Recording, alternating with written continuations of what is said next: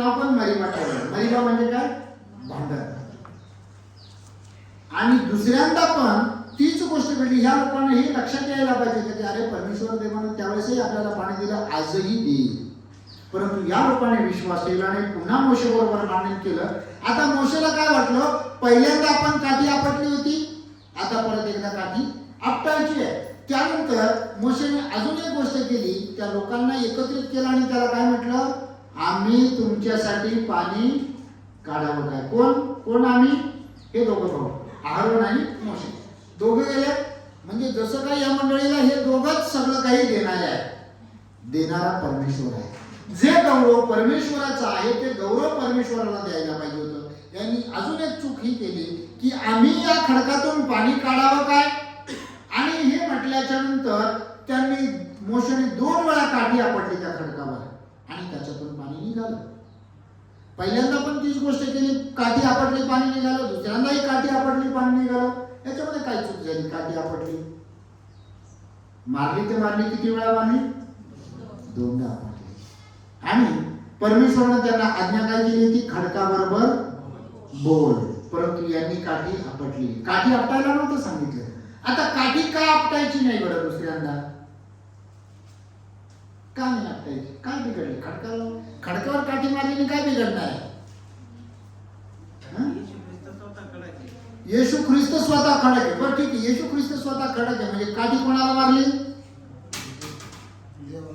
देवालाच मारली. मग पहिल्यांदा काय मारायला लावली? प्रभूने त्याला आज्ञा केली होती म्हणून त्याने मारली. मग ठीक आहे ना, मग दुसऱ्यांदा का नाही मारू दिली? त्याला बोलायला लावलं होतं. त्याला बोलायला लावलं होतं. एक गोष्ट आहे, रोमकराच्या पत्रामध्ये त्याचं उत्तर आहे 6वा अध्याय 9 आणि 10 वचनाचं.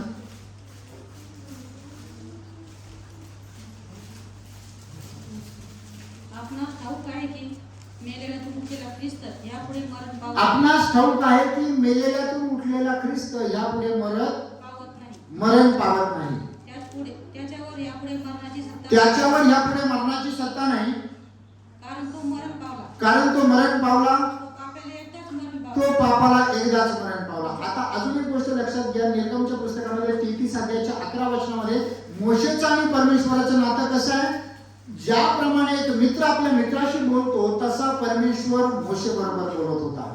परंतु मोशेने जेव्हा चूक केली त्यावेळेस मात्र परमेश्वर मोशेवर चिडलेला आहे. म्हणून एक गोष्ट लक्षात घ्या, तुम्ही परमेश्वराच्या विरोधात जर काही चूक केली तर निश्चितच ती गोष्ट परमेश्वराला आवडत नाही. पण मोशे परमेश्वराचा एवढा प्रिय असताना देखील परमेश्वराने मोशेला त्या वचनबद्ध देशामध्ये नेला नाही, कारण त्यानं परमेश्वराच्या विरोधात केलं. आता प्रभू येशू ख्रिस्ताचा मृत्यू संपूर्ण मानवजातीसाठी फक्त एकदा झाला. जर 53 अध्यायामध्ये जर वाचलं तर आम्हाला पाहायला मिळतं की त्याला ताडण झालं. कोणाला? प्रभू येशूला ताडण झालं. ताडण म्हणजे नुसता मार नाही तर भयानक फटके त्या प्रभू येशूला बसलेले आहेत. म्हणजे तो प्रभू येशू ख्रिस्त आमच्यासाठी मरण पावला, त्याला पुरण्यात आला आणि परत 3ऱ्या दिवशी तो जिवंत झाला. आणि करिंथकराच्या पहिल्या पत्रामध्ये जा, 10 अध्यायाचं 4 वचन वाचा. कोणीतरी स्तोत्र 78-15 मध्ये जायचंय. पहिल्यांदा करिंथकराचं पहिलं पत्र 10 अध्याय 4 वचन वाचायचंय. आणि ते सर्व तेच आध्यात्मिक पाणी प्याले, आणि ते सर्व तेच आध्यात्मिक पाणी प्याले, कारण ते आपल्या मागे चालणाऱ्या आध्यात्मिक खडकातून पीत होते. त्या आध्यात्मिक खडकातून पित होते. थोडस लक्ष द्या, मोशे बरोबर जो खडक होता तो हे कशाबद्दल लिहिलंय? जर तुम्ही पूर्ण 10 अध्याय जर वाचला तर मोशेची स्टोरी या वचनामध्ये आहे. आणि ते खडकामधून पित होते. तो खडक तर बुजलो. आणि 4थ्या वचनामध्ये काय म्हटले? या गोष्टींविषयी तुम्ही आजाला सगळ्याशी माझी इच्छा नाही, तरी त्यांच्यापैकी बहुतेकांविषयी देव संतुष्ट नव्हता. बस ठीक आहे. या ठिकाणी आम्ही करिंथकराच्या पत्रामध्ये जे वाचलं 10व्या अध्यायाच्या 4 वचनामध्ये आणि 2 वचनामध्ये पण पहा, मेघ व समुद्र यांच्याद्वारे मोशेमध्ये त्या सर्वांचा बप्तिस्मा झाला. आणि बप्तिस्म्याचं पाणी कोण होतं? स्वतः प्रभू येशू ख्रिस्त. आणि त्यांच्या मागून चालणाऱ्या, आपल्या मागून चालणाऱ्या आध्यात्मिक खडकामधून ते पित होते. आणि तो खडक तर ख्रिस्त होता. आणि ते पाणी देणारा खडक म्हणजे ख्रिस्त होता. त्या खडकावर त्यांनी काठी आपटली. आणि एक गोष्ट लक्षात घ्या, ख्रिस्ताचा मृत्यू हा फक्त एकदाच आहे. अजून एक वचन वाचा 78 अध्याय 15 वचन स्तोत्र संहिता. कोणीतरी स्तोत्र 105 अध्यायाचे 141 वचन वाचा. 105 अध्यायाचे 41.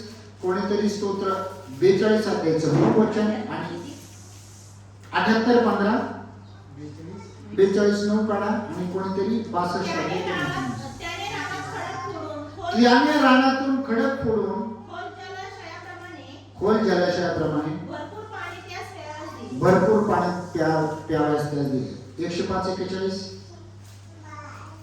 त्याने खडक फोडला, त्याने खडक फोडला, तो पाणी निघाले. तो पाणी निघाले. ते नदीप्रमाणे वृक्ष वृक्ष प्रदेशातून वाहू लागले. प्रदेशात वाहू लागले. 42 अध्यायाचं काळा कोणतरी 9 वचन आणि 62 2 पण वाचा. फक्त 42 9. देव जो माझा खडक त्याला मी म्हणे, देव जो माझा खडक त्याला मी म्हणे, त्याला मी म्हणे तू मला का विसरलास? तू मला का विसरलास? वैराच्या जाचामुळे सुटक्याच्या वेशाने मी का फिरावे? म्हणजे आमचा खडक जो आहे तो परमेश्वर आहे. खडक कोण आहे लक्षात आलं? परमेश्वर. आणि 62 अध्यायाचं 2 वचन वाचा. 62 2. तोच केवळ माझा खडक आहे. तोच केवळ माझा खडक तोच माझे तारण आहे. तोच माझा खडक आहे आणि तोच माझे तारण आहे. तारण आहे. प्रिय नवीन गोष्ट लक्षात ठेवा, तो खडक स्वतः परमेश्वर आहे आणि त्या खडकावर काठी किती वेळा आपटायची आहे? एकदाच. एका व्यक्तीसाठी ख्रिस्त एकदाच मरण पावला, त्याच्यावर पुढे मरणाची सत्ता नाही. आणि मोशेनं काठी किती वेळा मारली? सुरुवातीला तर मारलीच होती ना, आता परत मारायची नव्हती. आता त्या खडकाबरोबर प्रार्थना करायची होती, त्या खडकाकडे विनंती करायची होती. महाराज आम्ही देखील प्रभू येशूकडे एवढा फोर्स करतो, नाही प्रभू हे करच. काही लोक तर अशी प्रार्थना करतात, नाही प्रभू तुला हे करावंच लागेल, प्रभू हे तुला द्यावंच लागेल. एक प्रकारे ते काठी मारल्यासारखं. जो जर आमच्या पुढे जर एखादा आमदार जर आला तर आमदाराला आम्ही किती आज्ञेने बोलू, जर आम्हाला रस्ता पाहिजे किंवा पाण्याची व्यवस्था पाहिजे, आम्ही एकदाच म्हणू साहेब आमचं तेवढं रस्त्याचं काम करावं. जर तुम्ही आमदाराला असं दरडावून जर बोलले तर आमदाराला आवडेल का? आणि तुम्ही एकदा बोलले तुम्ही परत परत तीच गोष्ट, साहेब रस्ता करून देते म्हणजे ठीक आहे करून देतो. परत दुसऱ्या साहेब रस्ता करून द्या, तुम्ही आणि काही येडे का काय येऊ. मग जो परमेश्वर जो अति पवित्र आहे, स्तोत्र संहिता 111 अध्यायाच्या 9व्या वचनामध्ये काढायची गरज नाहीये, त्याचं नाव पवित्र आहे असं केलं. आणि मग तो एवढा पवित्र परमेश्वर, त्याच्या पुढे आम्ही आरडाओरडा करून त्याला असं दरडावून सांगू शकतो का प्रभू तुला हे करावंच लागेल? मग कसं म्हणणं पाहिजे आणि त्याला कसं बोललं पाहिजे त्या परमेश्वराला? अगदी प्रेमानं नम्रतेनं आम्ही त्या परमेश्वरासमोर सादर होऊन प्रार्थना करणं गरजेचं आहे. तुम्ही रडून प्रार्थना करा, तुमची जी काही मागणी आहे ती कळकळून सांगा, प्रभू एवढं करा प्लीज करा. परंतु आम्ही त्या परमेश्वराला आज्ञा करू शकत नाही. आणि मोशेनं काय केलं? दुसऱ्यांदा काठी मारली. काठी मारणं म्हणजे काय? एक प्रकारे जबरदस्ती आहे आणि ताडण आहे. त्या खडकाबरोबर आम्हाला बोलायचं आहे, प्रीतीनं बोलायचं आहे आणि नम्रतेनं आम्हाला त्या खडकाबरोबर बोलायचं आहे. जेव्हा आम्ही नम्रतेनं त्या परमेश्वराबरोबर बोलतो तेव्हा परमेश्वर आम्हाला उत्तर देतो. परंतु एक गोष्ट लक्षात घ्या, अजून एक शेवटचं वचन वाचूया. इब्री लोकासपत्र 6 अध्याय 1 ते 4 वचन. इब्री लोकासपत्र 6 अध्याय 1 ते 4 वचन. तेव्हा निर्जूत कृत्याबद्दलचा पश्चाताप, देवावरचा विश्वास आणि बाप्तिस्म्याचे हात वर ठेवण्याचे, मृतांच्या पुनरुत्थानाचे व सार्वकालिक न्यायाचे शिक्षण हा पाया पुन्हा न घालता आपण ख्रिस्ताविषयीचा प्राथमिक बाबी संबंधी बोलत राहण्याचे. या ठिकाणी काय म्हटलंय? परत परत तो पाया घालायचा नाहीये. कसला पाया घालायचा नाहीये? निर्जीव कर्माचा पश्चाताप. पश्चाताप हा एकदाच असतो. एक गोष्ट लक्षात घ्या, पश्चाताप किती वेळा असतो? एकदाच. म्हणजे पश्चाताप एखादी गोष्ट आहे, एखादी गोष्टीची आम्ही चूक केलेली आहे आणि चूक केली तर पश्चाताप म्हणजे प्रभू आता ही गोष्ट मी परत करणार नाही. कदाचित तुमच्याकडून दुसरी चुकी होईल, त्याची आम्हाला क्षमा मागायची आहे. परंतु पश्चाताप, आता हे केले, आता मला हे परत करणे नाही, हा झाला पश्चाताप.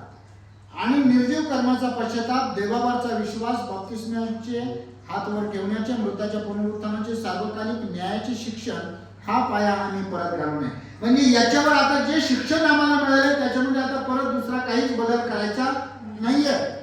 पुढे 4 वचन वाचा.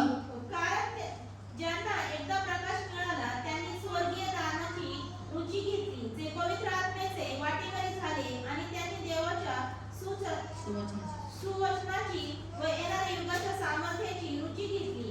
ते जर पतित झाले तर त्यांना पश्चाताप होईल, असे त्याचे पुन्हा नवीकरण करणे अशक्य आहे. कारण ते देवाच्या पुत्राला स्वतःपुरते नव्याने वधस्तंभावर खिळतात व त्याचा उघड अपमान करतात. बस आम्ही याचा अर्थ काय? आम्ही परत पाप करायचं आणि परत देवाकडे मागायचं, प्रभू मला क्षमा कर, मी पश्चाताप करतो. तर हे काय केलं? मोशेने काठी किती वेळा मारली? पहिल्यांदा मारली ना, तेवढं पुरेसं होतं. दुसऱ्यांदा मात्र त्याच्या बरोबर बोलायचं होतं. परंतु मोशेने परत काठी मारलेली, तीही दोनदा मारलेली आहे. बऱ्याचदा आमच्या जीवनामध्ये पण असंच घडतं. आम्ही पश्चाताप केलं, आमचं तारण झालं, आम्हाला पापाची क्षमा मिळाली.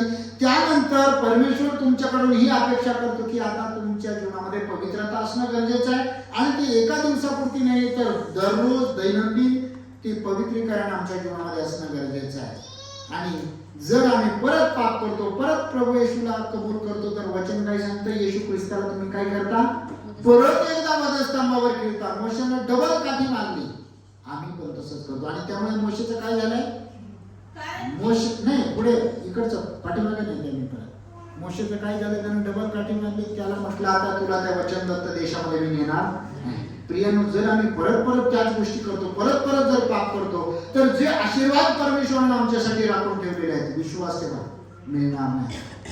तुम्ही कितीही मागितलं. मोशेच्या बद्दल लिहिलंय, तो परमेश्वराचा फार परमप्रिय मित्र होता.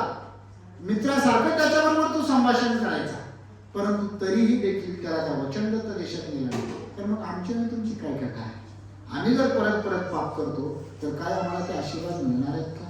तर त्यासाठी इशारा हा आहे की आम्ही पाप केलं, आम्हाला समजलं, जाणीव झाली ही गोष्ट चुकीची आहे, परत त्या गोष्टी आम्ही करू नये आणि परमेश्वराकडे नित्य आम्ही क्षमा मागत राहावी, यासाठी की परमेश्वराने आमच्यासाठी जे राखून ठेवलेले आशीर्वाद आहेत ते आम्हाला मिळावे. देव बाप या वचनाद्वारे आपणास आशीर्वादित करू. प्रार्थना करूया. तत्पूर्वी एक छोटंसं गीत गाऊन आपलं